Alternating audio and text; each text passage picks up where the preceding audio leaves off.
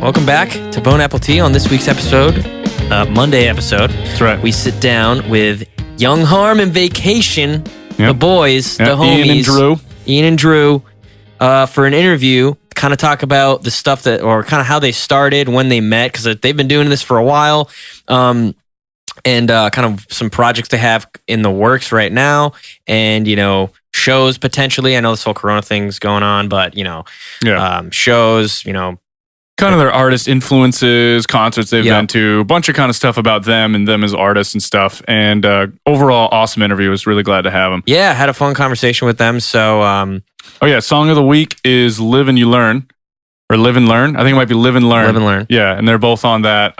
Right now, this is just a reference mix, but they really wanted to feature some of their new stuff coming out. So, this is like no one else has this track right now. Yeah, so stay tuned. Look out for some YungxHarm / Vacation. All right. Enjoy.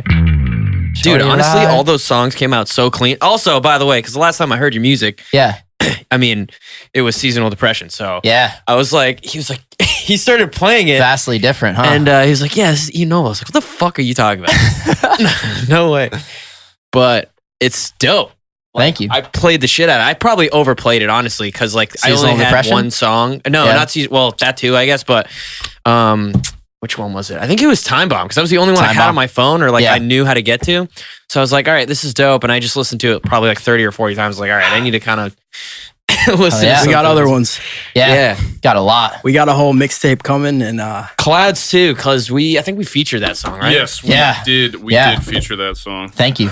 appreciate that. Yeah, for sure. no, I think like I said before, like Time Bomb and Clouds are probably my two faves right now. However, I did just hear, what was the song you guys just released? Like you released two. It was December and King Juice. Mm-hmm. Yeah. See, those were also, they slapped, you know, Thanks. per usual. I gotta thank those. Appreciate you. Yeah. Now I do like to start because, you know, listening base doesn't know who you are, right? That's true. We got an introduction. We gotta get to know kind of where you started. So maybe start somewhere back at the beginning, maybe how you guys met. Okay. How you got, because you guys do a lot of tracks together. Yes, pretty we much do. every song I see by either of you has like a feature from one or the other. Yeah. So how did it start? Whew. Loaded You want to question. take this one? Or? Wow. I mean, we could kind of go back and forth. Yeah. I feel like Yeah. All right. probably like, I think we were just talking about it. What, like 2013, 2012? Yeah, I think like 2012 or 2013, we just kind of picked up guitars, started singing together. Writing songs, jamming. Yeah. Oh, damn. So you guys have been at this for a while now. Oh, yeah. Oh, yeah.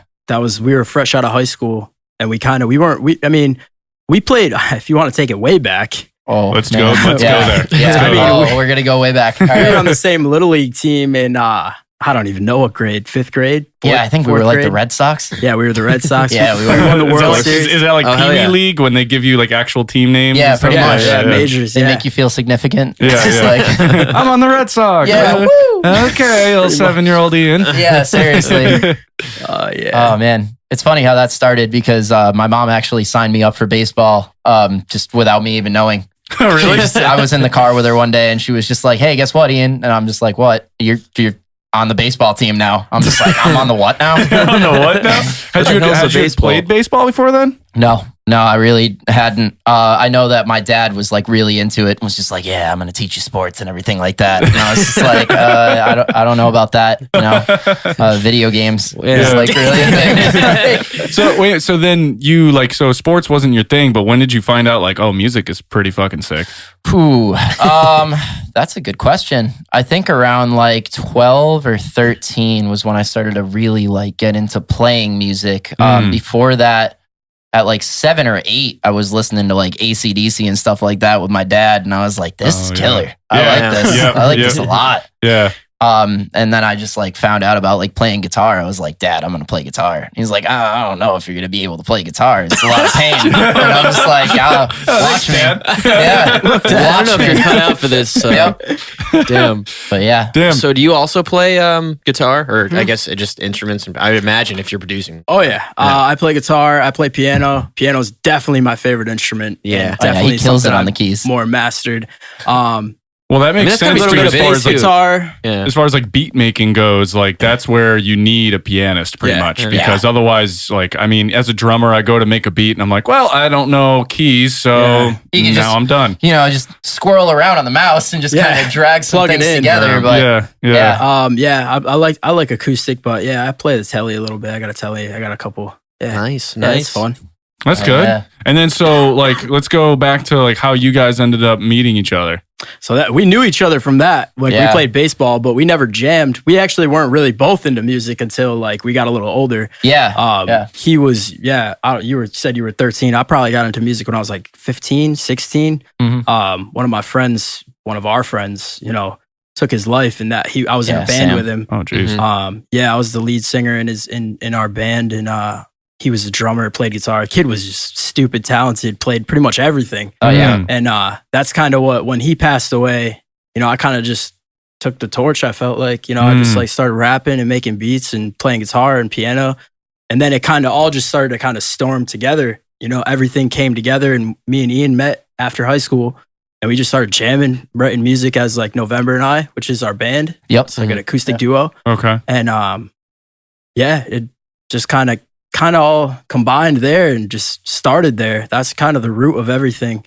Yeah. Jamming in barns, parks, gas stations. I don't know, anywhere we could really jam. Sometimes we'd stir up a crowd. Chickens, look out for this next song. I'm saying, pretty much. It was all kind of like acoustic pop punk, like Taking Back Sunday. Yeah. You know, I did Used, Driven, because we were heavily inspired by that genre. Yeah, the story so far. Yep. Bunch of pop punk bands like that. So it's been going. Okay, so when did you guys start when did you start rapping, I guess? So you've been making beats for a while. Long time, probably, yeah. Honestly, man, I got like taken under Drew's wing when it came down to it. I showed up at the crib one day, and he was showing me like some of the new stuff that he was doing.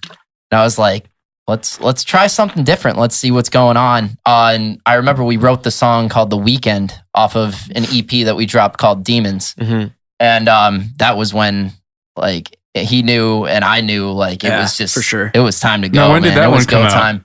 Ooh, 2018 or 2018 summer. Yeah. So 2018 was like you guys knew each other for a while. Yeah. But this was like oh shit, I think we're onto something. Yeah. We started like kind of combining our genre with like trap vibes. Yeah. And I kind of brought over because I produce for a lot of people, you know, outside the alternative community. Yep. So I've done a lot of trap, hip hop, you know, R&B based music before. And then me and Ian have always done the kind of alternative genre. Yeah. So we started bringing it together, and Demons EP was where it kind of all began as far as like production and combining those sounds and just finding our sound of like what's gonna like work best. Right. Yeah. Right. I was gonna say, like, especially with all this like you know, like Juice WRLD, Lil Peep vibe type of music, I feel like your vocals kind of fit in that type of genre. You know, like obviously it's not exactly the same, but it's like, you know, big inspirations, man. Yeah, for sure. But I think your vocal just like works really well, and then obviously like the beats too. It just like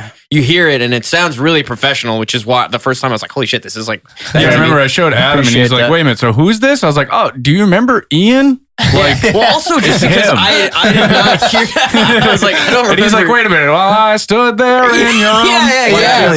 It's a little bit of a diverge from, you know, the kind of like modern baseball-ish type music that he was doing before. Yeah, but that's where it started. Yeah. Well, that was the other thing too, is I was like, what, like your guys' vocals actually do fit very well together. Almost so much so I was like, oh yeah, wait, that's a different singer right there. Yep. And then like when you guys harmonize and stuff, it does go like very nicely together. Thank you. Yeah, thank you. No, I didn't even realize that you were singing on the track. Holy crap. Okay, Yeah. You'll take, I'll point it out next time it comes on, but you'll notice it now that you know this too. Yeah, now that I know. Yeah, for sure. Yeah. Damn, all right, dude, you kill it too. I was going to say the vocals are on point. Like, we both practice vocals a lot, man. Like, well, it's one of those things where I know for sure you don't even need the auto-tune. It just adds that aesthetic to like that genre of music. A lot of people say that. Yeah, we get that a lot, and like because a lot of people know us from before, and just songs we've written that are like we have so many songs. I have so many on this laptop that are just so vastly different than probably what a lot of people have heard. From like acoustic stuff, right? A lot of stuff that we've done in the past is vastly different. It's crazy, man. It's jamming, and a lot of people really like it, and they're like, "Why do you use autotune?" And it's like it's a flavor for that genre. Yeah, it is to kind of mesh into that lane. Well, a lot of people don't understand that like you can't just use autotune if you're a shitty singer and like have it sound the way it sounds. You know what I mean? Like, you have to be able to sing. There is like a certain recovery ability that like, you know, certain people can get away with it that can't sing, but I can always tell when someone has the ability to sing and they have auto-tune on. It's a much different flavor. It's like, especially like a song like Time Bomb and Clouds, you know, like I can tell like, oh, he sang the shit out of that. And then they put auto-tune on the end to just give it that hip hop type shine, you know? That R&B, that little sheen. Yeah, it's actually one of those things. I remember in college there was this girl and she's like, "Is there autotune on the vocals?" Because I was going to show her a song, and I was like, "No, like this is just like a song, you know." And she's like, "Well, I'm not listening to it." So it's so impactful for some people where they the other way around. Yeah, exactly. It's so impactful for some people that they just get used to that laser perfect vocal that when it's not there, it's like almost missed. That's true. What was one of the things between 2018 and now that you think has, I don't know if drastically changed is the right word, because maybe nothing's drastically changed, but like, you know, you learn stuff as time goes on. Kind of a lot. Yeah. My ability to mix and master, the equipment I've purchased, the beats, the songwrite ability, everything really, we've gotten just exponentially better. To be honest, I stopped yelling at people a lot, so it kind of protected my voice. There you go. No, wait, describe to someone who doesn't know what that means. What that means. All right, so I was in a like post-hardcore band by the name of Veranda. It started as Watermark. The reason why we had to change the name, there was like this Christian group out in like 2001. They had their music and they just left it on there. So like our songs would shuffle with theirs. So it'd be like Praise Jesus and then Seasonal Depression. And it was like, this is not cohesive at all. About to hit the big sad right now. Yeah, I really don't want that. So we kind of changed everything up. And then when I had a couple of members join during the Watermark era, we changed it to Veranda. And we had an EP called Bottled Up. And I just took it in a whole different direction. Instead of just singing, I was just like, I kind of want to yell. Like, I really like bands like Counterparts and Defeater. Right, that have like the yelly singing and stuff like that. Yeah. And I was just like, I could do that. You know, and at first, I remember, because you produced Roads We Once Knew, like, I was just getting into like yelling, so it wasn't the greatest, but it was still palatable though, for sure. Yeah. A little bit more scratchy. I know what you mean, as opposed to like a full-on yell of some kind. That was because the way you said that was a little scratchy. Yeah. Scratchy. But maybe I'm still recovering from that. Yeah. But it takes a lot, dude. Yeah. So I didn't really know how to like sing from the diaphragm. I was like singing from the chest. So I think that's where all of it was coming from. I was cutting 50% of like my breath support away when I was yelling and stuff like that. So I'd go days on end with not being able to sing for a while, and I was just like, ooh, this is not good. Yeah, like, this is not the wave. Yeah, absolutely not. Well, I always think about that too, because like my dad's in like a bar band, and he'll do like 40 songs, 45 songs in a night. Yeah. And not only, memorizing that, but he does vocals? Yeah, he does vocals and he plays. That's a lot of singing. And that's a lot of singing, right? It is. That's a lot of singing. Think about it, but like it sucks. Yeah, you know, like that's a lot. That's a lot of vocals. Dude, warming up is key. Yep. That's just what I got to say to any vocalist out there is warming up is key. Like what kind of stuff do you do to warm up for like a vocal session? Like if you're about scales, like Z noises, something that like we kind of do too. Ahs, all that. Something we kind of do too is we like to get the creative juices flowing. Yep. Yeah, so we'll like load up like a beat that I have that's just chilling. That's not really like has any purpose per se. Yeah. And just kind of like, I don't know, fuck around with it. Like get it out, you know, get the just nerves out and shit, get comfortable. Get it all. And I think, like, cause I've taken artists through artist development and I've developed people that, you know, like have really like found their sound. Yeah. Like Ian kind of being one of them. Like he came to me and he was in that other kind of realm of genre. And we kind of just like found like a sound that I feel like how do we make a crossbreed staple between these two things? Yeah, like I feel like I kind of, and I've done that with other people, and it's great. It's such a rewarding feeling to know like you can kind of help somebody just by putting them in front of a mic. Yeah. That's the biggest thing for me is like if time in front of a mic is like more valuable than pretty much anything. Like you can like if you're trying to be an artist, if you're trying to be a rapper, you can rap anywhere. Right. You can rap anywhere. You can load up a beat and rap. But if you're trying to be an artist and like really dig deep into those songs and like who you are, what you want to write about, time in front of a microphone is extremely important. And I feel like that's kind of how we kind of like warm ourselves up is like just getting in front of the mic and just loading some stuff up and kind of like letting it rock, just getting those juices flowing. And then we'll load up something that we're really focused on. And it just is it clicks a lot more. Yeah. I could see that because like sometimes what'll happen if I have an artist that'll come in to record that has not been in front of a microphone before. Like let's say this is someone that just wants to do some covers, you know, and they're like, oh, I'd really like to get a cover recorded, blah, blah, blah. They come in and it comes time to do vocals and they get those nerves. Yep. And all of a sudden they're like, oh, I just, you know, because I can normally do this. You know? It is. Because you're about to belt your heart out in front of maybe someone who you don't know that well. Yeah. And it's a little, you know, so not everyone can do that where they can get in front of a mic and just belt. And I think a lot of people don't understand that it's a lot harder to perform for a recording than it might seem on the surface. And people are like, oh, you have as many takes as you need. And it's like, yeah, that's true. But when it comes down to brass tacks, like, you got to convey that feeling. Yeah. You know? That's kind of like how I felt when I was recording Bottled Up with Jay Moss, man. Like, because knowing that he was in Defeater, it just brought a whole different level of anxiety. I was like, dude, this man is in a band that I've listened to for a long time. So like, oh man. Wait, talk more about that though. I don't know if do I know about that much? I don't know if I do. I think I talked to you a little bit about tell me more. Tell me more. Okay. So we went there for like 4 days. Okay. We went there for a single first, and then we decided we were going to go there for another 4 days. So we started off with Groundhog Day, which was a song that I had wrote in another band that never really took off called Rally. It was two of my friends, Sean May and Jamie Sharkus. And then I like parted ways with that group. Everybody did their own thing. So, and I was just like, I was showing the guys in Veranda. I was like, this is a song that I wrote with these guys. Like, what do you want to do with this? And they just kind of dissected it. And they were just like, yeah, dude, I really want to go for this. So, this was at the time where I was also yelling without the diaphragm. Yeah. So it sounded a lot different than the rest of the record. Right. It wasn't as cohesive, but it still had that raw sense to it. Because it was like, damn, dude, it was like the progression between all of those things. But I remember one of the things that I really had to work on back in the day with vocals was pitch. Because all the time, you know, Jay would be hitting the record button and then he'd stop and he'd be like, pitch, my guy. And I'm just like, I know. I'm sorry, man. I'm sorry. You're just like, oh, dude, you're a legend in my eyes. Like, don't worry. I got this, man. Yeah, I got this. Put me in, coach. You gotta get the reps in, you know? Yeah. There were a couple of harmonies that I hit on that record that I didn't even realize that I was capable of doing. Everyone is Sick is one of my favorite songs off of Bottled Up. And that was one of those songs where I just like belted at the top of my lungs. Like I was really feeling it and hit those higher registers like it was nothing. And it was an accident. Yeah. Like, I was just like, surprising myself. I was like, all right, let me just try this real quick. So I backed away from the mic and just like shouted. Yeah. And then he was just like, what? Where was that? I feel like that's kind of how a lot of our stuff kind of comes out too. We kind of look at each other after we do something and we're like, wait.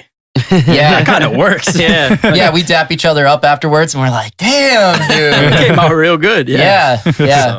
So you guys record everything at your place or do you have a studio? Yeah, I got a home studio. Yeah. I live in a small bedroom or a small 1-bedroom apartment. My whole living room is like my recording studio. Oh, nice. So, definitely looking for something with some more space. But yeah, right now it works. It's such a vibe and we just kind of come in there and just let it out, man. Whatever is really on our minds, we cook up. You know, I'll grab the guitar. Ian will grab the guitar. Whatever really works. We just kind of let it flow. Yeah, like we let the song be a song. You know, like we let it take us. It takes its own it's life. Like a jam sesh that turns into a real song. You're like, kind of just start laying stuff down. You're like, all right, word, this can work. Yeah. Yep. We don't really like think too much about it until like it comes down to like, all right, what does this song mean? Yeah, the only thing it's like, all right, we gotta kind of ground ourselves before we just drift too far, because we've we drift too far sometimes. Yeah, man. One of the things that I remember you've asked me before several times is like, all right, what are you feeling? Yeah. What's the vibe for this? Yeah, like what are you really and trying to convey? And most of the time I'm like, oh man, I don't know. I don't know if you want to hear it. Like sometimes it's like, it's really deep, man. Ian does have that side of him that, I mean, we both do, but Ian's got that side that's more kind of like, I don't want to use the word somber, but it does have that kind of more sadder side where I kind of have just like I'd say a wider variety of like, I'm more of like, I don't know, I can adapt to whatever. So if it's like happy or if it's sad or if it's like, fuck this, I don't know. Like, I can kind of just chameleon in and come at it. But Ian's best material from what I've seen, just kind of being there through everything is when he has a lot to say. And he's had a lot to say. Yeah. Actually, I meant to ask, like, because I actually, so where does Time Bomb like lyrically stem from? Ooh. Because it is a pretty sad song especially if you're listening to the lyrics, okay, and not just the melodies. Yeah. Where does this so where does that come from? If you're okay with talking about it too. Absolutely. So I think personally, as an artist and as someone who struggles with depression, that it is physically impossible to be okay 365 days out of the year. So I want to bring the fact that, you know, sometimes I go through those moments where it's just like, man, I could just be done with everything. Like, sometimes, you know, like you have that feeling when you're struggling with depression that you feel like you're a burden to everyone around, and that if you're gone, everything would be better. But you don't realize, and I didn't realize until Sam left us, that that's not the case. You know, because when you leave, there's a whole world of hurt for everyone else around that truly loved you and cared about you and still does. Yeah, absolutely. So Time Bomb was kind of written from that stance of, you know, if I did this, like, would people be there to like care about it? Like, would people be there to like care for my mom? You know, like all that stuff. I was really going through dire straits with everything, with depression. I hadn't been on medication or anything like that. I was just kind of fending the storm. Yeah. Not necessarily alone. I always had Drew. Right. But I mean, when Drew wasn't there, man, it was just me in my room. So it's just like really difficult to deal with. And I think, man, that was a good record. Yeah. I really like that record. A lot of people like that record.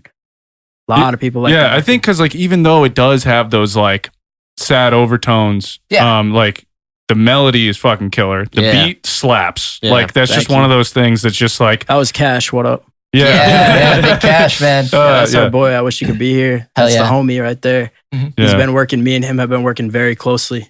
Oh, really? Oh, yeah. A lot of material. I got a mixtape coming out with him. We got a mixtape coming out together. Yeah. But me and him have been working on a mixtape that I got that. Whew. A lot of great songs, man. A lot of catchy, great songs that, he gave us that. He blessed us with that beat, Time Bomb. And Ian, a lot of the times we kind of just let each other run free, man. Yeah. Like, I'm like, Ian, dude, I don't even have to say it, really. I just let him do his thing, and then I ride on the same. Like I said, I kind of just blend it. Yeah, you try to match what he's going for and shit. Yeah, that's good. I mean, it definitely works out because like I was saying, like that song, as much as like the melody and the beat work really well together, the lyrics are always like, I've always wondered where they were stemming from, because they definitely aren't just like cheesy lyrics. Yeah. No, it's definitely real content. I struggle with that a lot, as does Drew and a lot of other people that we know. Yeah, so. And I mean, like even like myself sometimes, like, you know, you get in a rut. And like you feel like ass, and like you spend a lot of nights. You spend a lot of nights up in like thinking in your head, like, what the hell is going on? Like, what am I doing, and why am I doing this? That's where a lot of songs stem from. I mean, we were just driving. We had an hour drive here, and we were just listening to a lot of music we've made. Oh yeah, we have a lot of songs that have not reached the internet, and some of them have, but some of the stuff we were listening to is like, some of them might drop soon. Yeah. Like, hey man, we're always looking for features. So yeah. For real. So Anytime you guys want to feature a song, just like let us know, and like because we're always every week we like to use either a new artist or new song. Oh, absolutely. So yeah, just let us know. Just some of them are sad, like you just said. I don't know. The words you just said resonated with Another Night, man. It's just another night alone. Like I don't know. Like I wrote a song. You know, I picked up. No, that was a beat we found, but Next Lane. Yeah. So that I don't know. That whole self-proclaimed EP is, man. It's just most of it I wrote on guitar, but it's just sad. It's just. It's sad, man. A lot of it is just sad. Dude, I mean, you're talking. I mean, we're in good hustle, and a lot of our music is very much towards the sad realm of things. You know, it's just like it's one of those things where I mean, I personally love sad music because I also think that a lot of sad music has a story to tell. Exactly, and there's emotional integrity. That's just what it is. Yes, it's a lot easier to fake a party vibe than it is to fake a sad tone. Exactly. Yep. Exactly. Because once you're in it, man, you're in it. Like, oh yeah, it's a deep hole, man. Yeah, it is, dude. Yeah. Unfortunately, it's good for their health, man. You got to keep on digging those holes. Now, what's like something that like we've kind of talked about your past a little bit. What's something that you guys are kind of like working on now that like, hey man, everybody's shut in. You know, everybody's shut in. So this is when people are just pumping stuff out. Yeah. Yep. Well, unfortunately, I'm not shut in. I'm actually probably busier than. If I was, or if I wasn't, everyone wasn't shut in. You got more people coming at you for like, hey, man, everyone's got a bunch of free time. Like, hey, you want to make us a beat because we got nothing to do and we want to rap and stuff. No, that too, and my job. My job is hefty, but what do you do for a job? I was gonna say. I'm in medical sales, so I sell like DME, durable medical equipment, wheelchairs, power wheelchairs. Yeah. Oh wow. Standers, Okay. walkers. So I imagine you're like. I work with a lot of essential. I'm considered an essential employee. So unfortunately, during these trying times, no kidding. Yes. I'm on the road quite a bit in people's houses, which is not ideal. Yeah, for sure. I'll be cleaning that microphone of yours right there after you leave. I'll tell you, I haven't had any symptoms of the COVID thus far, but I don't know. Too, bro. Yeah, you guys should probably have masks on. Hold on. Can I go get my 2020 drip right now? Hazmat suit. Yeah, go get a mask, dude. Yep. No, that's cool though. And so, yeah, I mean, it's good money, man. It's a career. My father's been doing it for a long time, raised families on it. So it's I'm in a great position, but I'm really working to make this music stuff my life, man. I've been doing this a long time, almost 11 years. Yeah, same here, man. And we're both working really hard. So, I can tell, man. Yeah. It's like it seems like every other week there's like a new song by YungxHarm Vacation. I'm like, oh, shit, so you just gotta fucking, you know what I mean, drown people with music. Exactly. Because eventually, eventually one of them's really gonna stick. Yeah. I mean, for me, like I said, for me that was like Time Bomb and Clouds, and like that's after however many songs both of you have released, and those two just happened to be one that for me personally I liked a lot. But for someone else, it could be like December. They turn on that new track you got December, and they're like, oh shit, like this is my shit. Yep. And you won't know until you keep pumping out songs. Yep. So I love that about you guys. Now in the works though, you got some stuff in the works. Right. We allowed to talk about that at all? Yeah, we do. We've got a mixtape on the way called Best of All Worlds. And it's going to be mixed and mastered by Jay Craig, Juice WRLD's engineer. Get out of town! No fucking way. Yeah. So we sent them out. One of his engineers. Yep, he's got one of them. Yeah. We try to study the game. Yeah, that's good, dude. That's good. You know, it's a lot of it's networking too. You know, you just got to get your shit in the right hands. So, how did you even get that hookup?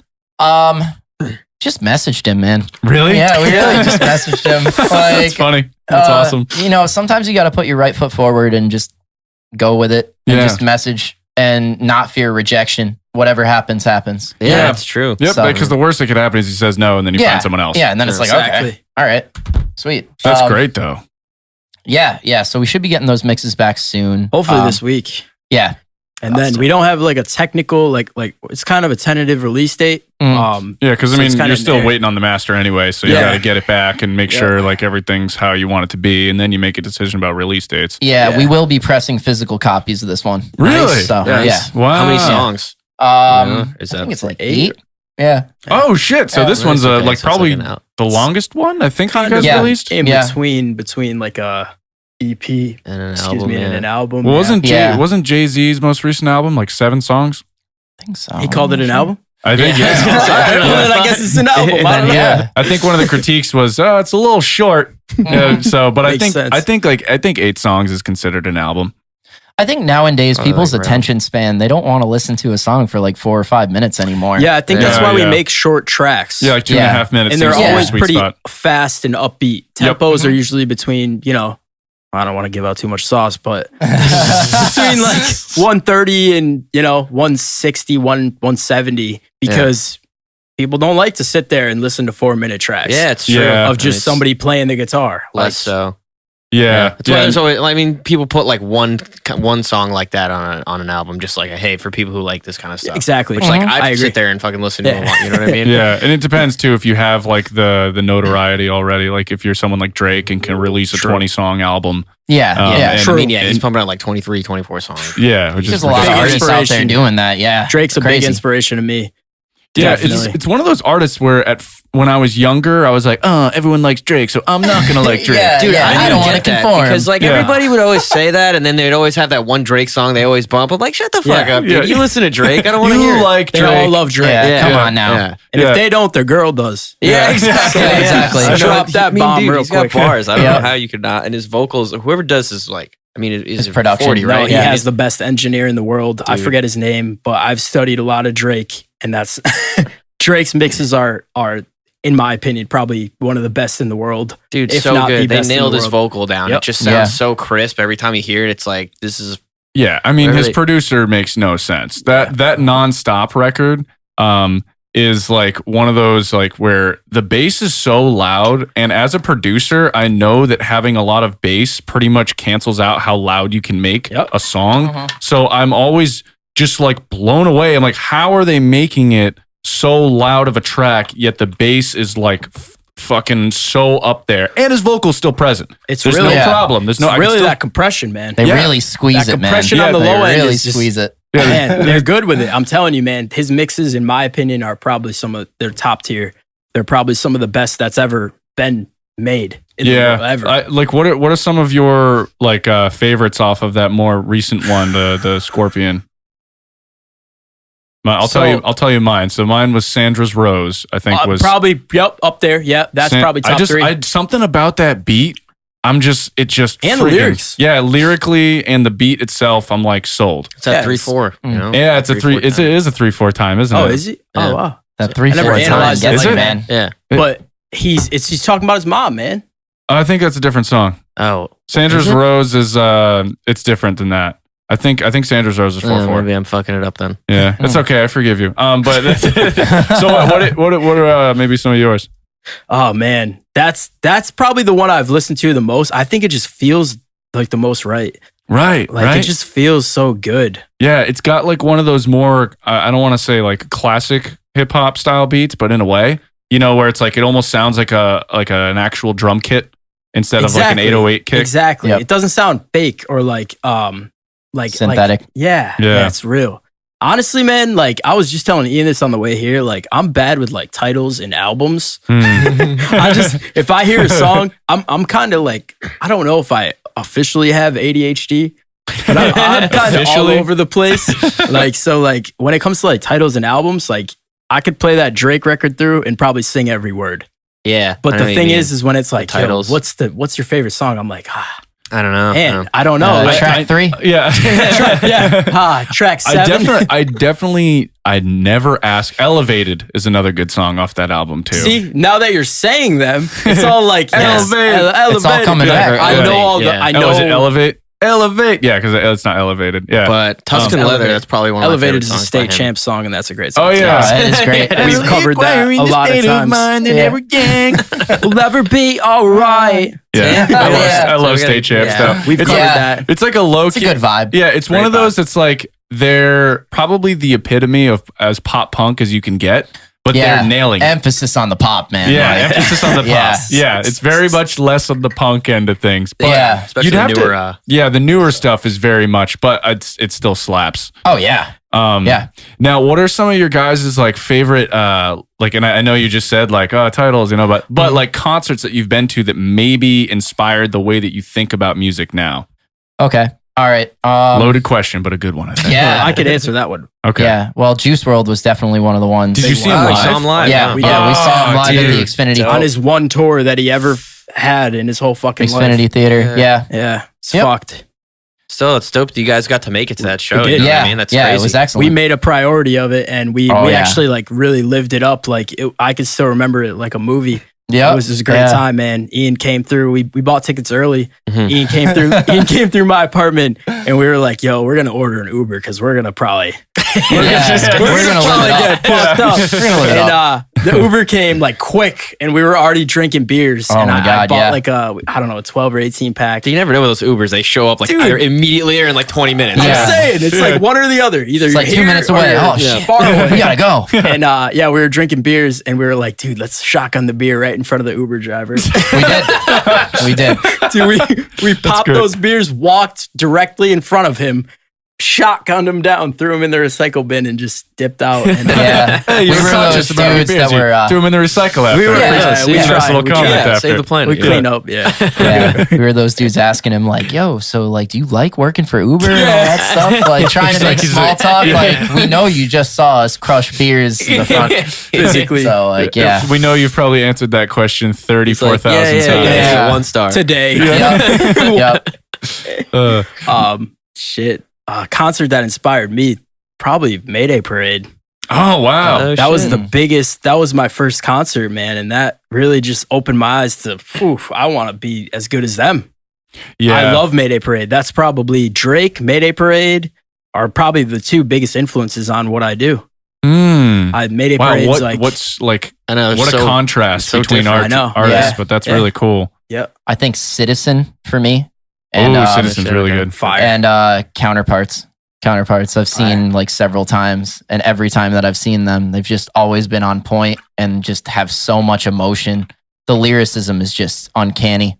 Yeah, So- it's one of those things where it's like, I think you end up really liking a band if they can speak something to you. Oh, that's yeah, I like, agree. that you can like connect with. A lot of agree. times too, like I don't even like, someone will be like, "Oh, well, like that's how you think." It's not like, that's not exactly how I think, but I appreciate that story. Yeah. Just like I love, just because I love Star Wars doesn't mean I picture myself like flying a spaceship around Yeah, exactly. the Yeah, galaxy. But like with music too, like what's that song by Microwave? I'm forgetting it. Stovall? No, I think that's the album. Something Right. There we go. Okay. Right. Where it's like that is it's the like a album, you're story. right. Yeah, it's like a Something story about a guy who does not have his shit together. Crashes his car, meets this girl. Him and his girl fight. They eventually have a kid. That's like the story. Yeah. And not that I identify with that, but that is just like it's like just a story. right? Yeah. It's a story that I just like. I'm like, wow, like this guy's going through some shit. Yeah. So I really appreciate that stuff. I feel like that's something me and Ian kind of like really just like value in music is emotional integrity. Oh, And, yeah. like music is always going to be subjective. Right. Like I might write something like Other Side, like that song. Yeah. Ian connects with. Ian understands because I've explained like, dude, this is where my mind was when I wrote the song. Yep. But other people are going to be like, oh, like not ha ha, but I like see it from my point of view. But it's like the emotion that I was feeling when I wrote that song is like, it might not sound super like, I don't know, like I don't want to say sad, but man, like it's like you have your own memory of that. Whatever you wrote, that emotional integrity for you is like sacred. Yeah. Like people, you don't know Like you 100% what I was going through when I created that, Yeah, you have like a different type of attachment to that song than somebody else. Exactly. Right. Yeah. The And that's what event you hold on stays in to. stone. Yeah. That's what you hold on to. Yeah, I totally get that because there's actually at the end of the Good Hustle album, I had recorded just like the condenser microphone in the room while we were just like joking and having a good time. Oh yeah. And there was one section where we just like were dying from laughing, and Andy's like, "Oh, dude, I'm fucking crying." Dude. And like, I was like, there was just such a good section, and I threw that at the end of the song because I never wanted to forget that moment about making that album. Exactly. Yeah. You know? wanted to capture that. Yeah, yeah. That's what I mean. Yeah. So going forward here, guys, what's like you said you got some tracks in the tank. Yep. Now, as far as like, do you guys do live shows at all, or do you play? I know we're a bit on lockdown right now, so unfortunately, we're planning on it. Hopefully, if all goes well, we're gonna have a show May 30th in Griswold with Desmo, Bitterbones, Cozy Boy, and Baron. Mm-hmm. All like around the same vein of music that we're in. Yep. That same feelsy stuff. Are they all like local guys, like from around here? Mass, Rhode Island. Mass, good Rhode New Island, England team. Maine. Maine. Oh, Maine's in there too. Yep. Yeah, Desmo and his boy Bitterbones just got off tour. Those dudes are great. Yeah. Okay. Yeah, we were gonna collab with Desmo. Yep. But I don't know. Who knows, man? We'll see. Who knows? Yeah. We're just It's up in the air. kind of floating through it, man. I mean, when the shows come.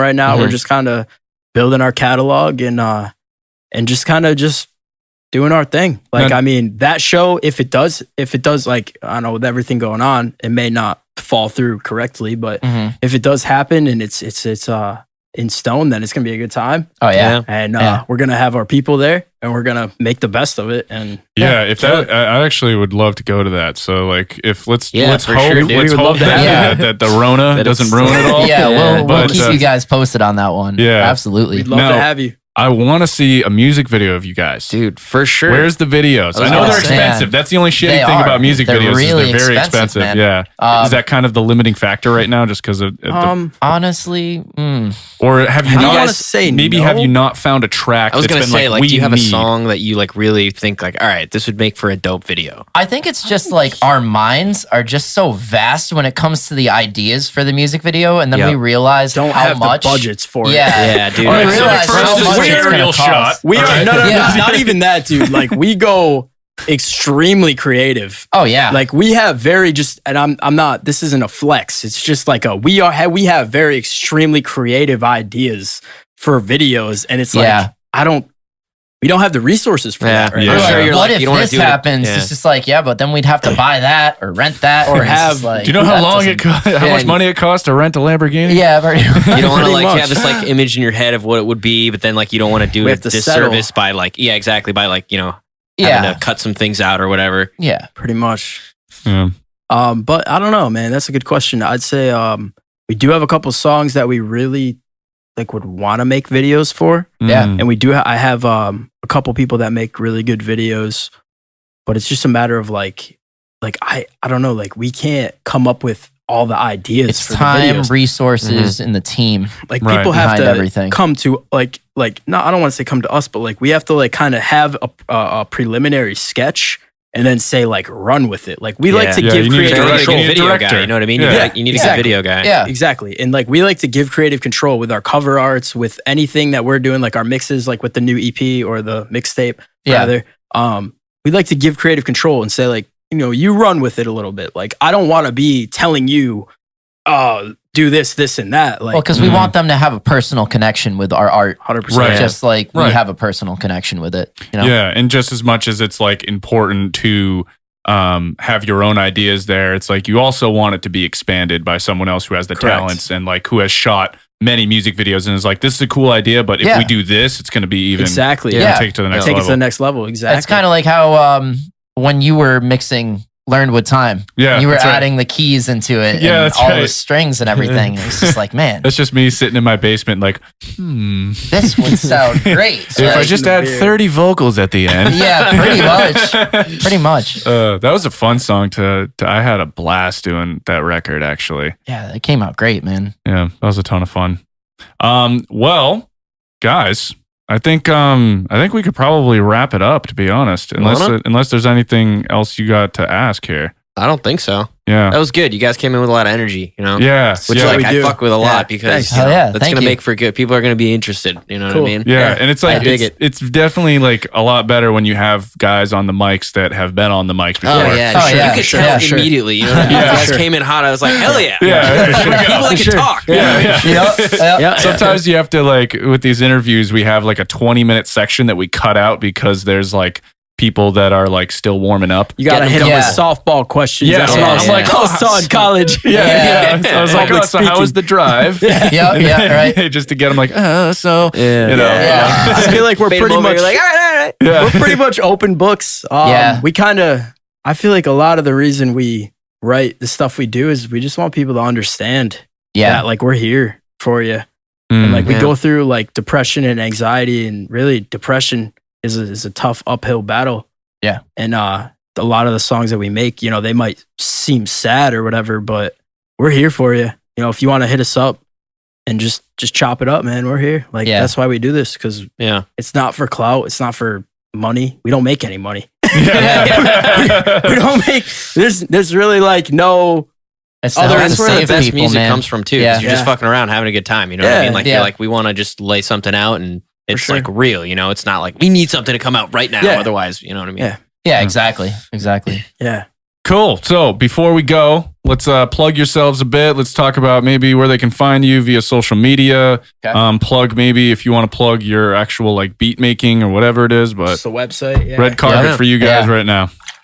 All right.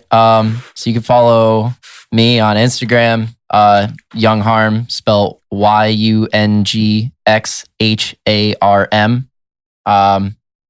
Then on SoundCloud, just type the same name in. You should be able to find me there. Spotify, Apple, all those places.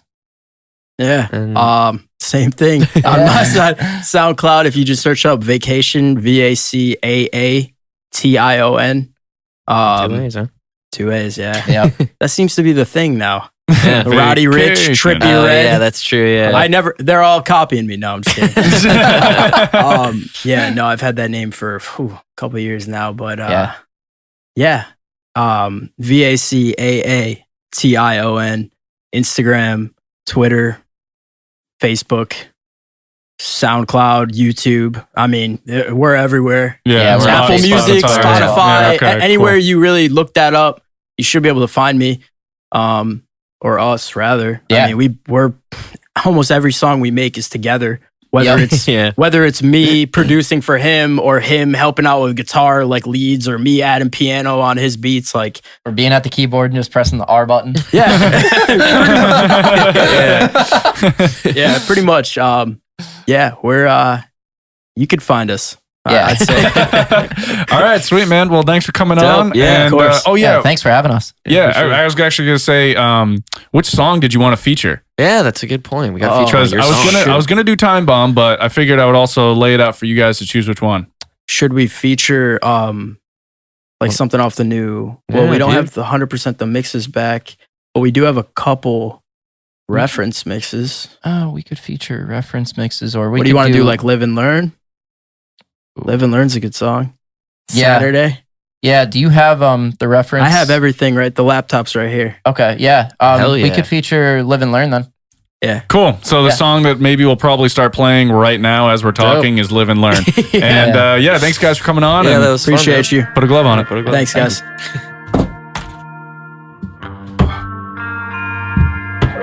Okay, that might have been the coolest outro. Put a glove on it I've ever heard in my life.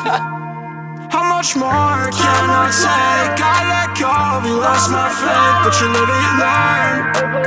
But you live and you learn. How much more can I take? I let go, you lost my faith, but you live and you learn. But you live and you learn. Not a chance I could change if my choice is the same. Overwhelmed with your grace, how you taught me to pain. If your love's not enough, I don't know what to say. It was always the light, no, you guided my way. How much more can I take? I let go, you lost my faith, but you live and you learn. But you live and you learn. Push it right back, take a seat right there. Writing on the walls, will you be there? End of the tunnel, I see in double. Let me sift through the ash and the rubble. Help me get back to the way things were, when this life wasn't such a blur. Pray to a power that hears this verse. Done with the X, break me out this curse. How much more can I take? I let go, you lost my faith, but you live and you learn.